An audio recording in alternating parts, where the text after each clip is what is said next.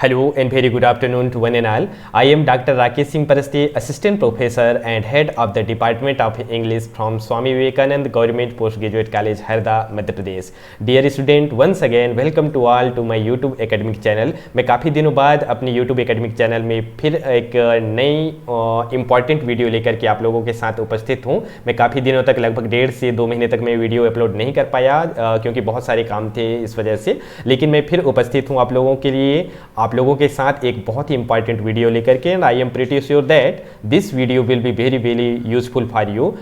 जैसे कि अभी एग्जामिनेशंस यूनिवर्सिटीज़ के माध्यम से कराई जा रही हैं और कई यूनिवर्सिटीज़ हैं जहां एग्जाम कंप्लीट हो चुके हैं, जो national education policy BA BSc BCom first year का, और कई यूनिवर्सिटीज़ ऐसे हैं जहां भी एग्ज़ाम होना बाकी है और कई जगह एग्ज़ाम चल रहे हैं। तो जैसे कि आज मैं आप लोगों के साथ चर्चा करने जा रहा हूँ फाउंडेशन कोर्स के बारे में। तो जो फर्स्ट ईयर में स्नातक प्रथम वर्ष में जिसमें BA BSc BCom BHSC BBA आते हैं, तो इसमें जो आपके फाउंडेशन कोर्सेस होंगे, पहले जैसे 3 हुआ करते थे, हिंदी, इंग्लिश और इंटरप्रेन्योरशिप बोल सकते हैं, उद्यमिता जो भी होता था, लेकिन अब जो है आपको 4 फाउंडेशन कोर्सेज पढ़ने पड़ेंगे। पहला हिंदी लैंग्वेज एंड सेकेंड आपका इंग्लिश लैंग्वेज होगा। इसके बाद ये दोनों पेपर जो है एक साथ होंगे, सिर्फ 2 आवर्स का पेपर रहेगा और जो एग्ज़ाम पैटर्न होंगे वो चेंज हो गए हैं, क्योंकि जहां आपको आंसर शीट जो कॉपी मिलता था लिखने के लिए, उसके बजाय आपको OMR शीट मिलेंगे, जिसमें आपको सही पे पूरे तरह से गोला करना रहेगा, जो OMR शीट होते हैं जो कॉम्पिटिटिव, क्योंकि इसका मेन मकसद ही फाउंडेशन कोर्स का कि आपको कॉम्पिटिटिव एग्जाम के लिए एकदम से ट्रेंड किया जाए। इसी पर्पज़ को ध्यान में रखते हुए जो न्यू एजुकेशन पॉलिसी है, जिसे नेशनल एजुकेशन पॉलिसी भी बोलते हैं, तो इसका मकसद ये है कि आपको जो है पूरी तरह से, क्योंकि फाउंडेशन कोर्स का मतलब होता है आधार पाठ्यक्रम, बेसिक आपका मजबूत होना चाहिए और आप कॉम्पिटिटिव एग्जाम के लिए एकदम से क्या हो, ट्रेंड हो। तो इसलिए 2 घंटे का पेपर होगा जिसमें हिंदी इंग्लिश एक साथ रहेंगे। पार्ट ए में हिंदी भाषा रहेगा और पार्ट बी में इंग्लिश लैंग्वेज होंगे। और पार्ट ए हिंदी भाषा में आपके 50 क्वेश्चन रहेंगे, सभी ऑब्जेक्टिव टाइप आएंगे, सभी ऑब्जेक्टिव टाइप रहेंगे, मल्टीपल चॉइस क्वेश्चंस रहेंगे, A B C D option रहेंगे और सही ऑप्शन को आपको मतलब गोले करना है। इस तरह पार्ट बी में इंग्लिश लैंग्वेज रहेगा, उसमें भी 50 क्वेश्चन दिए रहेंगे। इसमें कोई शॉर्ट आंसर कोई लॉन्ग आंसर का ऐसा कोई भी प्रावधान नहीं है। जिनका एग्जाम हो चुका है उनके लिए उनको गुड लक, बेस्ट विशेस आपके रिजल्ट के लिए, और जिनका होना बाकी है उनके लिए बहुत ही उपयोगी होगा, क्योंकि उनमें एक तरह से एक जिज्ञासा है, अभी कन्फ्यूजन में है कि किस प्रकार से एग्जाम होने वाले हैं, तो उनके लिए बहुत ही बेनिफिशियल होगा, और जिनका हो चुका है वो इसमें एनालिसिस कर सकते हैं। तो आज मैं चर्चा करने जा रहा हूं ये जो इंग्लिश लैंग्वेज का part B section, part B का जो पेपर है इंग्लिश लैंग्वेज के, इसके बारे में चर्चा करूंगा। और यह रानी दुर्गावती विश्वविद्यालय जबलपुर का क्वेश्चन पेपर है जो कि ऑलरेडी कंडक्ट हो चुकी है। तो निश्चित रूप से इस वीडियो से जिनका एग्जाम अभी नहीं हुआ है या होने वाला है उनके लिए बहुत ही बेनिफिशियल होगा। तो आइए हम चर्चा करते हैं इंग्लिश लैंग्वेज जो पार्ट बी में रहेगा। दूसरी चीज़ क्या ध्यान रखना है आपको, पार्ट ए और पार्ट बी दोनों हिंदी और इंग्लिश लैंग्वेज दोनों दिए रहेंगे, यानी 50-50 क्वेश्चन, टोटल 100 मार्क्स का, 2 घंटे का रहेगा। आपको ये कोई उसमें रिस्ट्रिक्शन नहीं रहेगा कि आप पहले हिंदी करें कि इंग्लिश करें, क्योंकि जो पहले बनता है उसको आप कर लीजिए, चाहे इंग्लिश पहले करना है या Hindi, as you wish. Okay.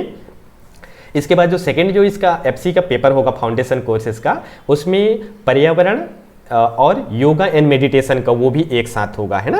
तो ये आइए हम शुरुआत करते हैं इस वीडियो को। तो let me start my presentation. जैसे कि आप देख सकते हैं ये निर्देश रहेंगे जो कि सभी के लिए महत्वपूर्ण इंस्ट्रक्शंस हैं, इंपॉर्टेंट इंस्ट्रक्शन हैं।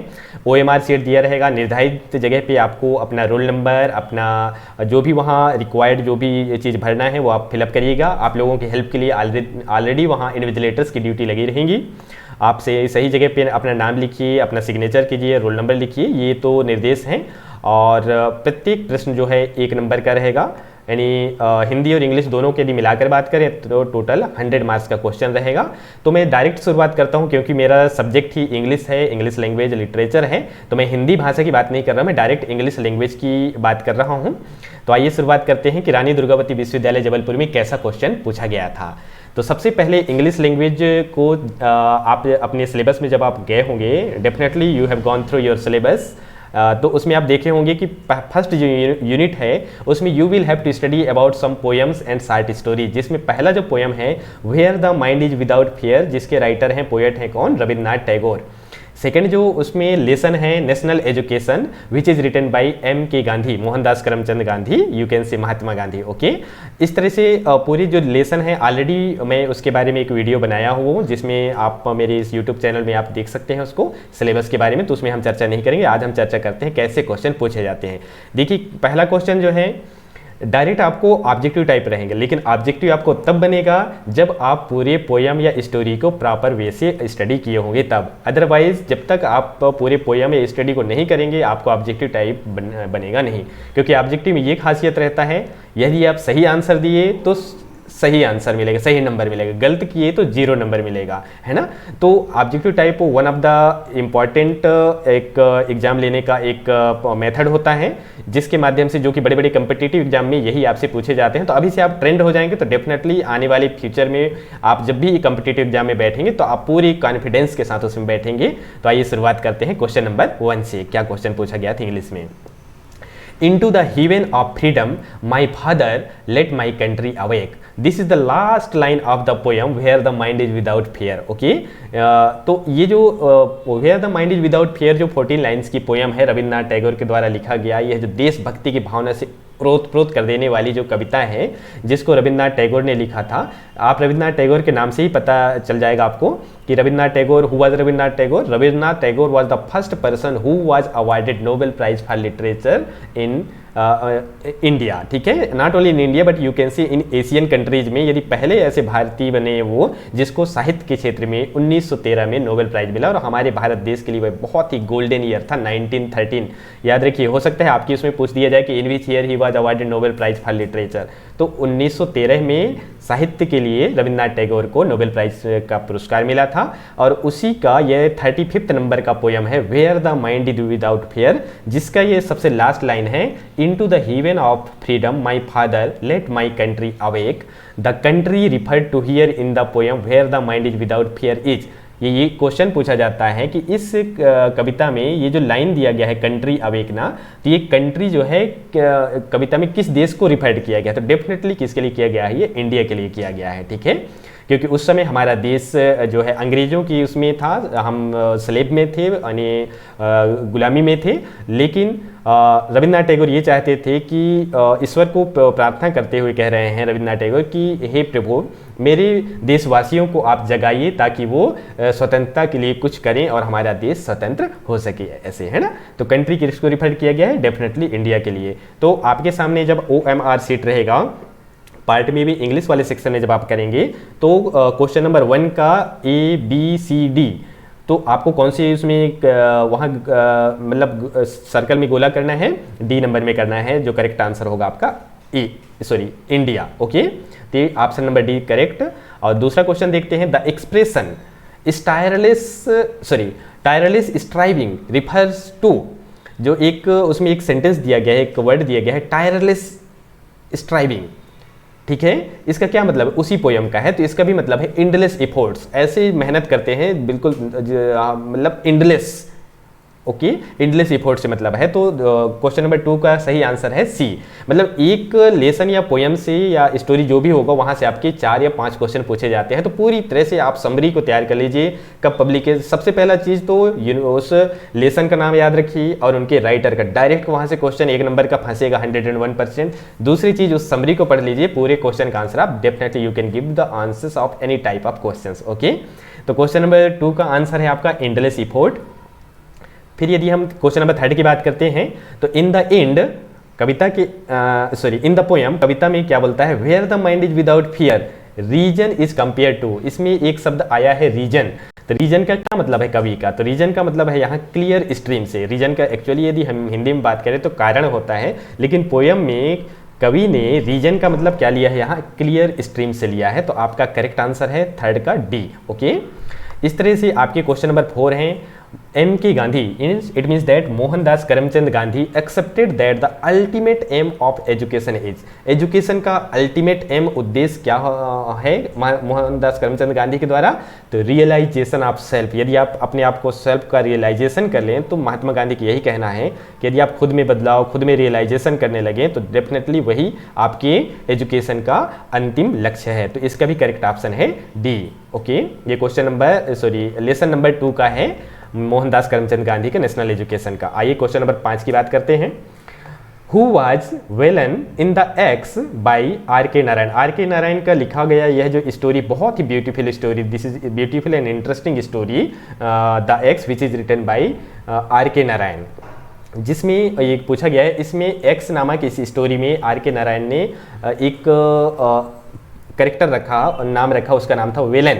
ओके, तो वेलन क्या था? वो था एक गार्डनर, और साथ ही साथ इस स्टोरी का वो प्रोटोगनिस्ट है, हीरो है आप दिस स्टोरी का। कभी ये भी पूछ दिया जाएगा R.K. नारायण का पूरा नाम क्या है, तो आप याद रखिएगा रसीपुरम कृष्णा स्वामी अय्यर नारायण स्वामी। ओके, तो ये आप याद रखिएगा। तो इसका करेक्ट आंसर है क्वेश्चन नंबर 5 का आपकी गार्डनर होगा, ठीक है ना।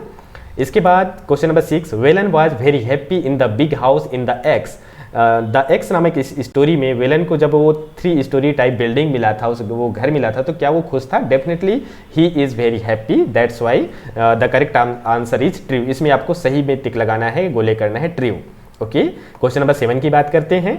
Velan left the house because, Velan अपने घर को क्यों छोड़ा? क्योंकि स्टोरी ऐसा है, एक बार वेलन जो है अपने पापा के लिए लंच टिफिन बॉक्स भेजने जा रहा था, उनके पापा खेत में काम कर रहे होते हैं, लेकिन उस दिन उन वेलन जो है थोड़ा लेट से टिफिन पहुंचाया, तो उनके पापा बहुत गुस्से में हो गया और वेलन को जो है थप्पड़ मार दिया, थप्पड़ मार के घर से बाहर उनको कर दिया था।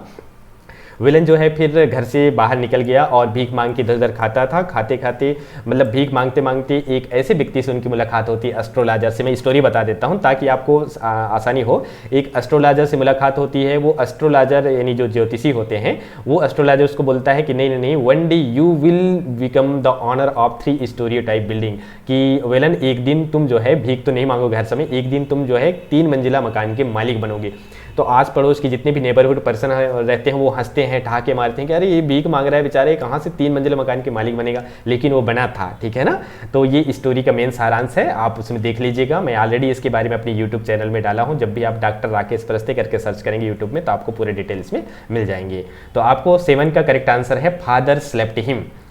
उनके पापा ने उसको थप्पड़ मारा था, इसलिए वेलन जो है घर से बाहर चला गया था। Question number 8, Velan turned the barren land into a beautiful garden. इसका करेक्ट आंसर है बी, 8 का बी। इसके बाद क्वेश्चन नंबर 9 जो आपका चौथा लेसन है, the wonder that was India is written by. देखो डायरेक्ट क्वेश्चन पूछा जाता है, मैं आपको बताया हूँ, आप डायरेक्ट याद रख लीजिए। The wonder that was India is written by, अद्भुत भारत, किसने लिखा है? A.L. बसम ने लिखा है। तो आपका करेक्ट आंसर रहेगा 9 का ए। ओके। और क्वेश्चन नंबर 10 इधर से देखिए, Who did Yudhishthir ask to look for water? Who did Yudhishthir ask to look for water? यहाँ जो है युधिष्ठिर ने किसको पानी लाने के लिए बोला था? तो नकुल को लिए बोला था। महाभारत का है, सबसे लास्ट जो लेसन है आपका प्रीफेस टू महाभारत, जो कि राजगोपालाचारी के द्वारा लिखा गया है। इसमें जो प्रीफेस सिर्फ आप भूमिका पढ़ेंगे, आप कोविड-19 की कोरोना पीरियड में आप सभी लोगों ने महाभारत देखें तो आपको आंसर डेफिनेटली आ ही जाएंगे इसमें। Who was the compiler of Vedas? Vedas किसने लिखा? व्यास ने लिखा। 11 का क्वेश्चन नंबर 11 का करेक्ट आंसर है बी। ओके। और क्वेश्चन नंबर 12 की यदि हम बात करें, who was the son of Bhim and Hidimba? इनकी पुत्र का क्या नाम है? तो घटोत्कचा। इनकी पुत्र का नाम क्या है? घटोत्कचा। तो क्वेश्चन नंबर 12 का D. And question number 13, comprehension is a, वैसे कंप्रेहेंशन की कितने स्टेप होती है ये पूछा गया है, तो आप करेक्ट आंसर आप लगा सकते हैं 5 लगा सकते हैं। जो कंप्रेहेंशन अनसीन पैसेज जो होता है ना, इसमें विच of the following is the part of comprehension process? कोई भी अनसीन पैसेज हो या कंप्रेहेंशन प्रोसेस हो तो उसकी कैसा मतलब क्या पार्ट होती है? तो सबसे पहले जब हमको अनसीन पैसेज का आंसर देना रहता है, सबसे पहले हमको first we should go through the unseen passage को। कैसे? हमको रीडिंग क्विकली, एक बार उसको रीडिंग क्विकली आप पढ़ेंगे एट अ ग्लांस, कंप्रहेंडिंग क्विकली, इसके बाद उसको समझने की कोशिश करेंगे कि ये पैसेज अनसीन पैसेज है किसके बारे में है, रिप्रोड्यूसिंग प्रिसाइजली, और उसका आप एक प्रिसाइज एक संक्षिप्त वो तैयार करेंगे किस टॉपिक के बारे में बताया गया है। इट मीन्स दैट आपका करेक्ट आंसर रहेगा पूरे मतलब इसके पार्ट आ रहे हैं तो ऑल ऑफ द अबाउ इसका करेक्ट आंसर होगा। तो क्वेश्चन नंबर 14 का करेक्ट आंसर है डी। ओके। क्वेश्चन नंबर 15 के लिए हमको ऊपर जाना पड़ेगा इस साइड में। To form compound word which of the words given below can be placed home? तो होम के साथ यदि हम वर्ड बनाते हैं, कंपाउंड वर्ड जैसे बनाते हैं, तो होममेड आजकल बोले जाते हैं, हमेशा होममेड ही खाना खाया करें, ज़्यादा से ज़्यादा बाहर का खाना मत खाया करें। ओके। तो इसका करेक्ट आंसर होगा ए। क्वेश्चन नंबर 16 का आंसर है the word building is, building क्या है, एडजेक्टिव है कि वर्ब है कि नाउन है कि एडवर्ब है। एडजेक्टिव वह वर्ड होता है जो नाउन या प्रोनाउन की विशेषता बतलाता है। It means that adjective is a word which qualifies a noun और ए प्रोनाउन, तो ये नाउन या प्रोनाउन की विशेषता बतलाएगी, वो एडजेक्टिव कहलाएगी। और वर्ब कहलाती है जो हम कार्य करते हैं, दैट इज वर्ड। एडवर्ब कहलाता है जो क्रिया की विशेषता बतलाती है, जैसे मतलब आई स्पीक, मैं कैसा बोलता हूँ, स्लोली बोलता हूँ, फास्ट बोलता हूँ, तो मेरे बोलने की क्रिया की जो भी विशेषता बतलाएगी वो एडवर्ब होगी। तो यहाँ क्वेश्चन कहता है कि the word building is, building क्या होगा, बिल्डिंग एक तरह से नाउन है, क्योंकि noun is the name of any person place and thing, तो एक थिंग का नाम है बिल्डिंग। ओके, क्वेश्चन नंबर 17 का आंसर होगा वी एड अ सफिक्स। एक होता है प्रीफिक्स, शब्द से पता चलता है प्री मतलब पहले, सफिक्स मतलब बाद में, तो we add a suffix to the डेस डेस डेस ऑफ ए वर्ड। सफिक्स को हम कहाँ जोड़ते हैं, सफिक्स जोड़ा जाता है सबसे लास्ट में, तो एंड ऑफ द वर्ड होगा। ओके, तो your correct answer is option number C. Okay, 17 का सी। इसके बाद क्वेश्चन नंबर डी है आपका, choose the suffix for the following words nation and region. इसमें आपको सफिक्स लगाना है, लास्ट में जोड़ करके उसको मीनिंगफुल वर्ड बनाना है। तो नेशन का नेशनेबल नहीं करेंगे, नेशनलशिप में ही करेंगे, नेशनलिज्म नहीं करेंगे, नेशनलिज्म हो सकता है, लेकिन आपका जो फॉलोइंग वर्ड से सबसे सूटेबल जो इसमें सफिक्स आएगा वो ए एल जोड़ेंगे तो हो जाएगा। जैसे नेशन में ए एल जोड़े हो तो क्या बन जाएगा, नेशनल, इसको लिख करके आप ट्राई कर लीजिए। रीजन जो क्षेत्र होता है तो रीजन को रीजनल कर देंगे तो क्षेत्रीय हो जाएगा। It means that your correct answer is C, 18 का सी। इसके बाद क्वेश्चन नंबर 19 में जाते हैं, fill in the correct suffix to make sentence meaningful. नीचे हम सफिक्स जोड़ करके मीनिंगफुल सेंटेंस बनाएंगे।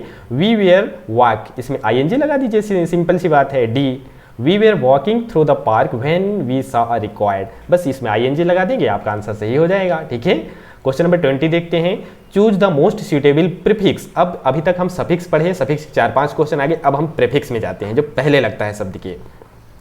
तो choose the most suitable prefix from the following options. Polite, जो पोलाइट होते हैं ना, नम्र होते हैं, पोलाइट का इसका अर्थ आपको नहीं जाना है, सिर्फ आपको जोड़ना है। तो पोलाइट का यदि हम प्रीफिक्स बोलेंगे तो उसका अर्थ भी थोड़ा सा चेंज हो जाता है। जैसे हैप्पी है तो उसमें अनहैप्पी डालेंगे तो खुश का नाखुश हो जाता है। इस तरह से पोलाइट का क्या हो जाएगा, इम्पोलाइट हो जाएगा। तो ऑप्शन नंबर ए आपका सही रहेगा, क्योंकि प्रीफिक्स जोड़ना है अभी आपको, सफिक्स नहीं, तो प्रीफिक्स पहले जुड़ता है। तो क्वेश्चन नंबर 20 का करेक्ट आंसर होगा ए, मतलब आंसर हो जाएगा impolite. Okay, question number 21, fill in the correct prefix to make a meaningful sentence. इसमें हम देखते हैं, we decided not to see that saw after reading the review. Okay, आपका करेक्ट आंसर होगा, व्यू के पहले क्या लगाना है आपको, री, तो रिव्यू होगा। करेक्ट आंसर होगा आपका बी, 21 का बी। ओके, आइए देखते हैं, सफिक्स प्रीफिक्स बहुत आते हैं, इसको तैयार कर लीजिए। Question number 22, choose the best answer for the following. एक इसका बेस्ट आंसर निकालें हमको, that shopping bag is reusable. आजकल वैसे भी प्लास्टिक के यूज बैन कर दिया गया है, तो आप भी यदि मार्केट में जाएँ तो थैली लेकर के जाएँ। यहाँ बताया गया है that shopping bag is reusable, वो जो शॉपिंग बैग है वो रीयूजेबल है। इसका अच्छा मतलब बेस्ट आंसर क्या जाएगा, throw the shopping bag away, shopping bag को फेंक दो। अरे भाई फेंके क्यों, क्योंकि वो रीयूजेबल है, दोबारा उसका उपयोग किया जा सकता है। क्वेश्चन नंबर बी देखते हैं, sorry option number B, don't throw away the shopping bag because we can use it again. ये सही बेस्ट आंसर जाएगा आपका कि उस शॉपिंग बैग को मत फेंको क्योंकि उसका हम दोबारा यूज कर सकते हैं। तो आपका 22 का बी करेक्ट आंसर जाएगा। इधर भी है तो इधर देख सकते हैं, वही करेक्ट आंसर है आपका। Question number 23, set of words or phrases with similar और nearly similar meaning to a word. ऐसे शब्द जो शब्दों का ऐसा समूह हो जिसका मतलब सिमिलर मीनिंग निकलता हो, वो क्या कहलाते हैं, तो वो सिनोनिम्स कहलाते हैं। जिसे हिंदी में पर्यायवाची समानार्थी बोलते हैं, शायद हिंदी में सिनोनिम्स का मिलता जुलता शब्द समानार्थी। ओके, और 24 में पूछा गया है, सेट ऑफ वर्ड्स और फ्रेजेस हैविंग अपोजिट, जिसका उल्टा अर्थ निकले वो एंटोनिम्स कहलाते हैं, जिसका अपोजिट वर्ड्स निकलता है। ठीक है, जैसे डे का अपोजिट नाइट हुआ है ना, और सिनोनिम्स में क्या होता है, जैसे एयर का विंड हुआ, इस तरह से। ठीक है ना, तो आपका यहाँ करेक्ट आंसर होगा A. Question number 25, choose the correct synonyms for the word fame. Fame का करेक्ट सिनोनिम्स मिलता जुलता शब्द निकालना है, तो इसका करेक्ट आंसर आएगा सी। ओके, 25 का सी आएगा। और यदि 26 की बात करें तो choose the correct antonym for the following word terrible. Terrible का मतलब आपको कैसा वर्ड निकालना है, एंटोनिम निकालना है, तो इसका 26 का आएगा option number B, soothing. Okay, question number 27, the words which have different meaning, ऐसे शब्द जिनकी डिफरेंट मीनिंग होते हैं बट सिमिलर प्रोनाउंसिएशन, लेकिन उनका जब प्रोनाउंसिएशन उच्चारण करते हैं तो वो समान होते हैं लेकिन डिफरेंट मीनिंग होते हैं, वो क्या कहलाते हैं? होमोफोन्स। होमोफोन्स, होमोनिम्स जो होते हैं यही कहलाते हैं। तो आपका करेक्ट आंसर है सी। ओके, और यदि हम आगे बात करें, the words which sound similar, ऐसे शब्द जिनकी आवाज़ हम करें, प्रोनाउंसिएशन करें तो सिमिलर हो, and sometimes have similar spelling, कभी कभी उनकी समान स्पेलिंग भी एक जैसे होते हैं लेकिन उनका मीनिंग डिफरेंस होता है, वो क्या कहलाते हैं? वो होमोफोन्स। ये होमोनिम्स, होमोफोन्स, दोनों ऑप्शन में यहाँ होमोनिम्स वैसे होना चाहिए। तो यहाँ करेक्ट आंसर यहाँ भी आएगा 28 का ए, होमोफोन्स ही आएगा। और क्वेश्चन नंबर 29 में बात करते हैं, she writes everyday in her diary, वह प्रत्येक दिन अपनी डायरी में लिखती है। यहाँ आपको स्पेलिंग करेक्ट वाला लिखना है, तो आपका डायरी की करेक्ट स्पेलिंग भाई देखना, कभी कंफ्यूजन हो जाते हैं लिखने में आप लोग। DIARY वाला करेक्ट होगा, ये भी कंफ्यूजन वाला है, डायरी है ना, तो ये आपका डायरी होगा। क्वेश्चन नंबर 29 का option number B is correct. Okay, question number 30 देखते हैं, which of these words express distance, distance का क्या मतलब होता है? तो डिस्टेंस का मिलता जुलता शब्द निकालेंगे, ये फादर, ये कोई शब्द होता ही नहीं है। क्वेश्चन नंबर सी डी देखते हैं, और ये फादर तो पिता वाला हो गया, फर्दर ये आपका करेक्ट आंसर होगा, डिस्टेंस का आंसर होगा C, further. Okay, question number 31 की बात करें हम, to write accurately and communicate in a single word is known, कई शब्दों के लिए एक शब्द जो एक्यूरेट शब्द होता है उसको क्या बोला जाता है? वन वर्ड सब्सटीट्यूशन बोला जाता है इंग्लिश में, ठीक है। जैसे one who believes in God, जो ईश्वर पे विश्वास करता है वो क्या कहलाता है? थीस्ट। जो ईश्वर पे विश्वास नहीं करता वो अथीस्ट, इस तरह से जो बोला जाता है, ठीक है। तो इसको बोलते हैं वन वर्ड सब्सटीट्यूशन।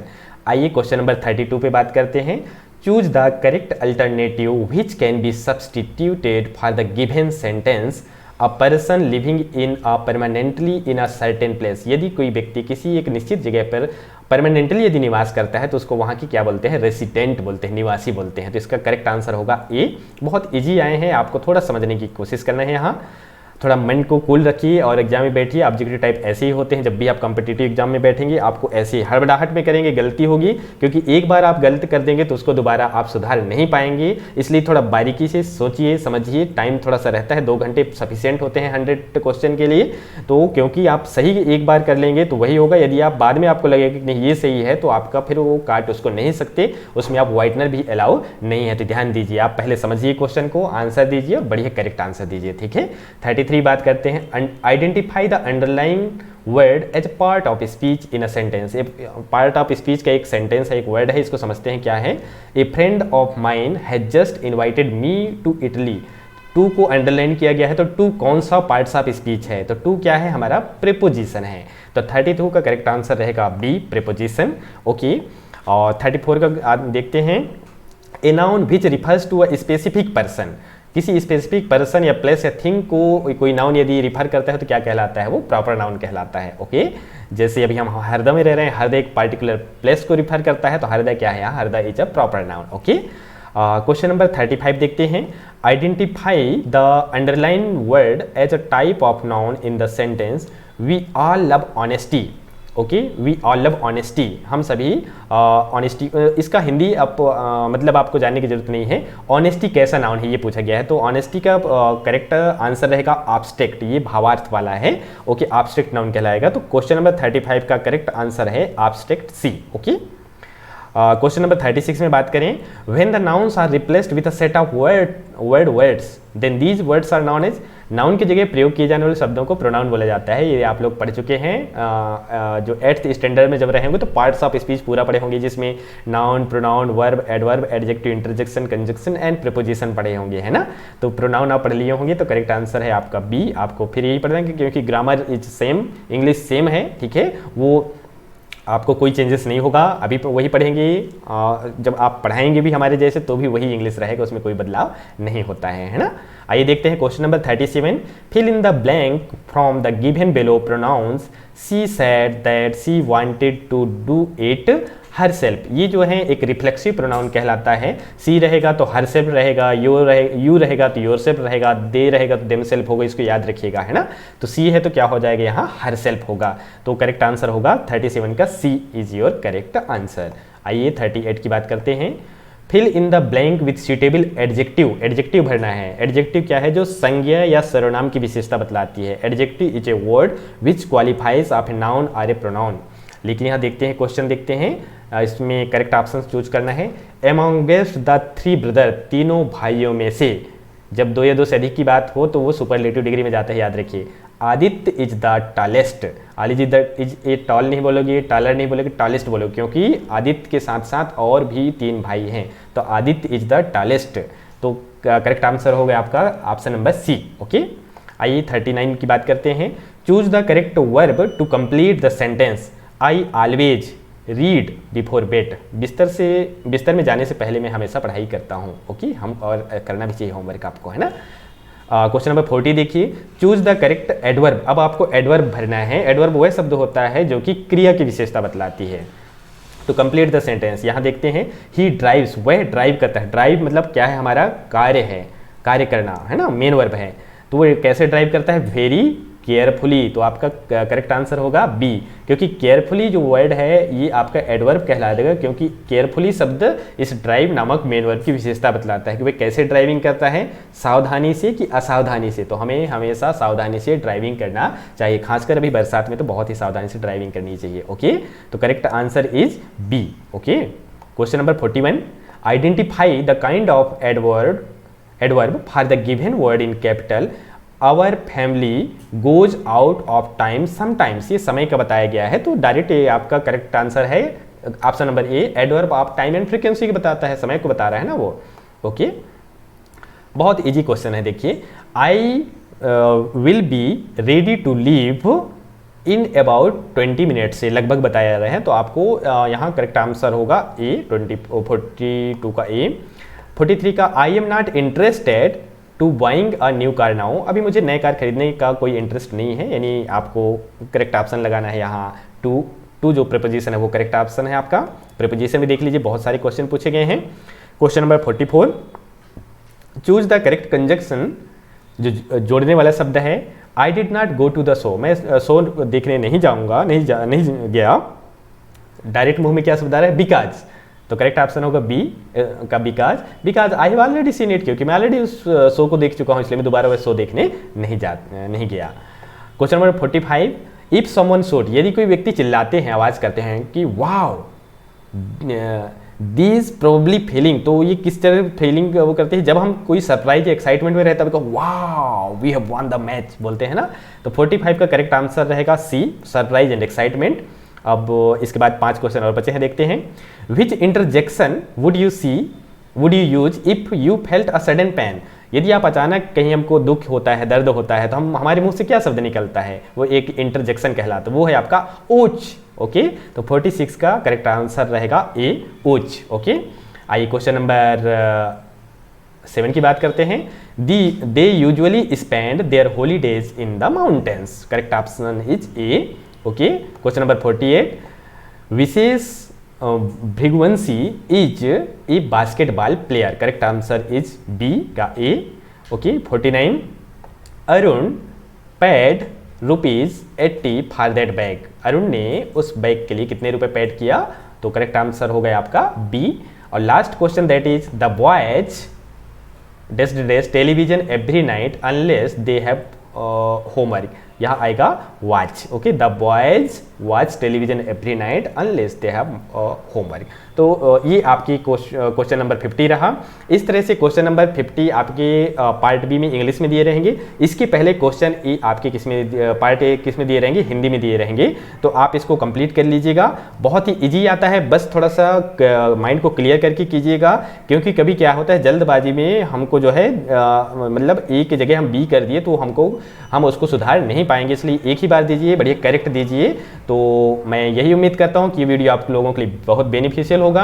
अब नेक्स्ट वीडियो में अपलोड करूँगा अब जो बरकतुल्लाह यूनिवर्सिटी भोपाल के द्वारा कंडक्ट हुए एग्जाम के जो क्वेश्चन पेपर है उसमें मैं एनालिसिस करूँगा, क्योंकि अभी कुछ एग्जाम हुए हैं, कुछ का होना बाकी है, जैसे BA फर्स्ट ईयर वालों को होना बाकी है, तो उनके लिए बहुत ही यूजफुल होगा। तो मुझे पूरा उम्मीद है, विश्वास है कि definitely this video will be very useful for you, और इसको शेयर कीजिए अपने नीडी जो आपके स्टूडेंट्स हैं, फ्रेंड्स, उनके पास तक, और हम इसमें अधिक से अधिक आप लोगों को अधिक से अधिक वीडियो इस तरह से प्रोवाइड करते रहें। And thanks for watching this video and good luck, best wishes.